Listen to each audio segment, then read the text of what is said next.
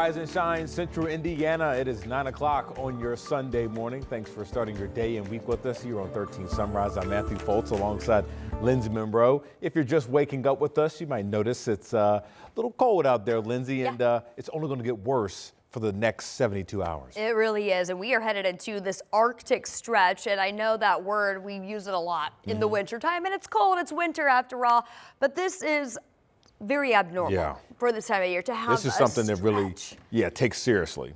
Yeah, so as we are getting our day started, we've actually already achieved what will be the warmest part of our day. Temperatures will only trend downward from here, plus we've got some snow that has started to develop out of some of this ongoing cloud cover as we tap into a little bit of moisture as well. So I want to start on the south side of town where you see these areas of blue. That is where we've had some bursts of snow develop just to the south of Martinsville, now getting ready to make its way towards Shelbyville, filling in across southern Shelby County. It's just moving out of that 65 corridor. We've had a secondary area of some snow develop, this on the east and northeast side of the Indianapolis metro, so in between Fortville and Greenfield, seeing some steadier snowfall as we speak. But this is not going to be one of those snow events that add additional accumulation. In fact, most of this is just going to be some very light snow showers, perhaps bringing a coating of some light snow to those bridges and overpasses, elevated surfaces that could create some slick spots. But overall, the snow will start to wrap up as we get into this afternoon. That will pull off to the east as that area of high pressure back to our west becomes our dominant weather feature, keeping the wind direction out of the northwest and ushering in this pool of some much colder air. Indy is now running 14 degrees colder than this time yesterday, but look at where the core of that cold is up near Chicago, where it's 24 degrees colder than just 24 hours ago. And we are starting to see that colder air move in to the northwestern tier of the state first. Logansport's now down to 18, but it's just 13 in Lafayette. These are your air temperatures, by the way, still 20 from Tipton down to Noblesville. We're at 20 here in the downtown area, but 13 in Crawfordsville, 15 in Rockville, and even the southern half of the state starting to see numbers dropping out of the 20s and back into the teens over in west central Indiana. And that will be the trend for everybody today. We are headed down from a temperature standpoint. We'll hold steady in the teens as we go through this afternoon with a stray snow shower possible. We are back in the single digits as the sun goes down, and at that point, wind chill values will drop below zero. We've got a cold weather alert to let you know about that will be in effect through Wednesday. We'll talk about that and those temps in the full forecast. We'll see you then, Lindsay. We start with breaking news this morning. Metro police say a man has died after being shot on the city's northeast side. Our Anna Chalker is in the area and has the latest for us this morning. And Anna, what have you learned from police? Well, Matthew, police tell us they were actually called to this house twice last night, just a few hours apart from each other. Now, I want to show you where the investigation was this morning. You may see this white house that was over my left shoulder with the porch kind of out of the way of the house. That is where police were focusing their investigation. We're over here on Holloway Avenue, just off of Roosevelt Avenue and Ingram Street. So I want to show you what that scene looked like when our crew was here overnight. Metro Police tell us around 3:30 this morning they received a call of a death investigation at this house. When they arrived, they found a man inside the home with gunshot wounds. That's when he was pronounced dead at the scene. Like I mentioned, police say they got a call to this same address here around 11 last night for shots fired. They say when they were canvassing this area, they really didn't see anything out here, but they do believe that these two calls are related. If you take the time to think about what's going to happen and what's going on, you may react in a different way. And also distance. If you separate yourself from the person you're having trouble with, that will let you not have a chance to take actions that you're going to regret later. And our crew also saw several family members out here from the victim's family just trying to figure out what happened. They were very distraught out here as they were just learning information. Now this morning, police are still searching for a suspect in this case. If you have any information, you're urged to call them. You can call them anonymously at Crime Stoppers. That number is 317-262-TIPS. And as we get any updates, we'll have those both on air and online. All right. Thanks, Anna, reporting live for us. We're also following developing news from overnight on the city's south side. Our crew was first at the scene, or was at the scene, I should say, of this house fire you see right here on your screen. This happened last night on Southern Springs Drive near Stop 11 in Arlington. We're told that 3 adults and a child, along with a dog, all got out safely, but it looks like that fire really destroyed the home. And neighbors tell 13 News that they actually heard explosions coming from the home shortly after that fire started around 10 last night. This morning, we're still working to learn more information from IFD on what they believe may have been the cause of this fire. A deadly crash blocked traffic for several hours near West 10th Street and the I-465 ramp last night. At the crash scene, you can see this car flipped over upside down. IMPD says that 2 cars were actually headed west on 10th Street and made contact before one of those cars flipped. We're told the driver of that car was ejected and unfortunately later died. Police say alcohol is not suspected in this crash. 9:06 on your Sunday morning. It's a crime that has shaken the Indianapolis community. 14-year-old Deandra Staples shot and killed outside of an Southside apartment complex. She danced with a group called the G3 Steppers, and this weekend her teammates as well as her coaches gathered to remember her. Our Rich Nye was there as they held a balloon release. That's Deandra Staples in the black and pink striped jersey, practicing with the G3 Steppers. G3 stands for Girls Growing into Greatness.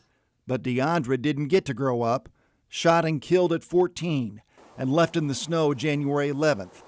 No one arrested. If y'all ain't had no guns, y'all wouldn't be doing nothing, because y'all cowards. Y'all do it real quick and take off running. That's exactly what y'all doing. Cowards. The G3 Steppers came together at their Northwest Side studio to remember Deandra. She was very joyful. She was hype. You know, she always had a smile on her face. Show them how to overcome, Father God, yet another senseless death. Before a balloon release, a prayer for peace, justice, and the girls who lost a friend. For you, Deandra. Love you. Many of the balloons released immediately got stuck in the nearby trees. Symbolic, perhaps, that Deandra's memory is not going away. She didn't want to leave. She always often came in on days that she didn't have practice to work with our beginner squad. She's going to always be in our hearts. Grief counselors spoke to the girls and their parents. I'm still sad, but I try not to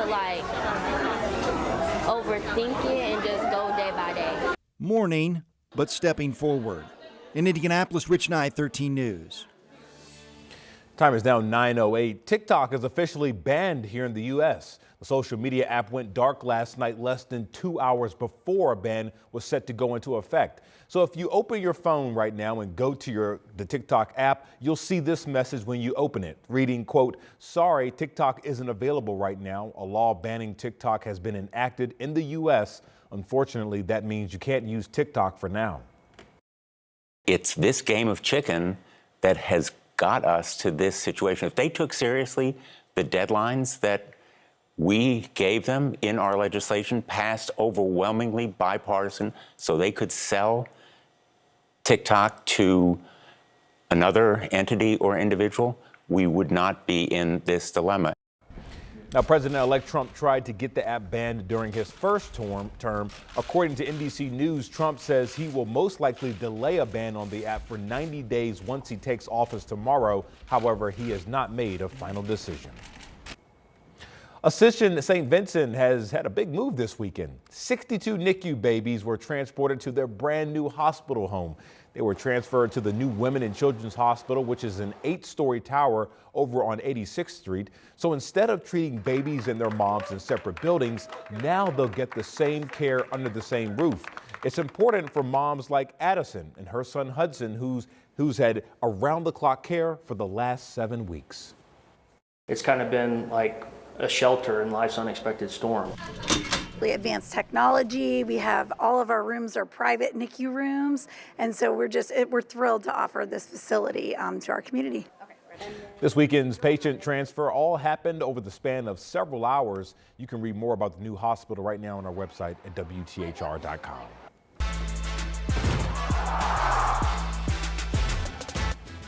Can you believe it? We are now just one day away from the college football national championships between Notre Dame and Ohio State. And we all know the anticipation is rising. Our Dominic Miranda, he's in Atlanta with the latest on how the two teams are feeling.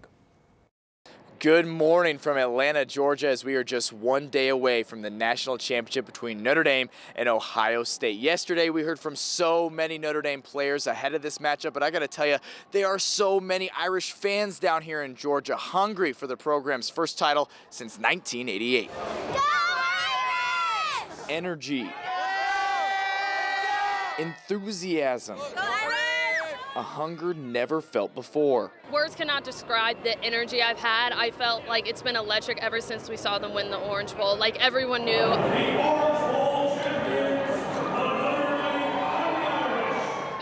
it's unmatched, this energy. It's nothing I've seen before, and I think we can really do it. A roller coaster of a season, a magical run through the college football playoff, and now a shot at a national championship. It's been the best. We didn't even care about the loss to NIU. It was a great season. We love Freeman. We love all the players. They put a lot of heart and soul into this whole season. Fans are excited. It's been pretty amazing. From the Texas A&M game, you go to the highest of highs to the lowest of lows with Northern Illinois and just see it build up the momentum. I got to see the Irish when they played Georgia Tech here. It was a pretty amazing atmosphere, and just the momentum keeps to build. So it's pretty awesome to see it. It hasn't hit me yet. It's been in waves. It's been coming all week, driving through the connector downtown, seeing the buildings going, oh my gosh, it's really happening. So it's hitting me in waves, and it's amazing. I'm so excited. As the Irish prepare down in Georgia, anticipation is at an all-time high. Fans are riding the wave of emotions as Notre Dame aims to reach the mountaintop. The closer it gets, it's a nervousness, it's an excitement, it's a nausea sometimes, but I can't wait to see it in person. Yeah, it'd be huge. It'd be like the first time since I've been born. So it's been a long time, and I'm not young, so it'd be amazing. It'd be awesome. Not nervous at all. Coach got them ready. We're gonna win 21-14. Let's go. Let's go. You can feel the anticipation for this matchup as we inch closer and closer to Monday night. Hey, keep it locked with us right here on 13 and WTHR Plus, streaming on demand all the content we covered from yesterday for all your comprehensive national championship and Notre Dame football coverage. For now, though, Dominic Miranda here in Atlanta, Georgia, 13 Sports. Yeah, lots of excitement for sure. Our Dominic Miranda reporting.